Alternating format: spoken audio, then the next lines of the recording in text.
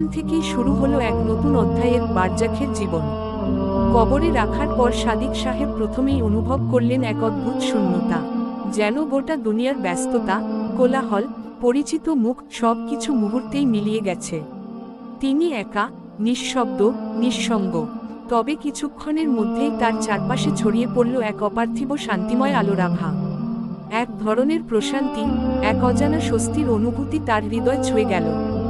হঠাৎ তিনি লক্ষ্য করলেন, তার নেক আমলগুলো যেন মূর্ত রূপ ধারণ করে তার পাশে এসে দাঁড়িয়েছে।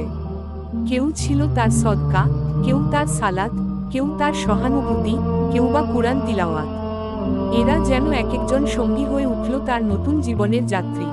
এরপর দুজন ফেরেশতা এগিয়ে এলেন তার দিকে। তাদের চেহারা ছিল অত্যন্ত সুন্দর ও শান্তিপূর্ণ। তারা ছিলেন মুনকার ও নাকির, আল্লাহর পক্ষ থেকে প্রেরিত জিজ্ঞাসাবাদকারী ফেরেশতা। সাদিক সাহেব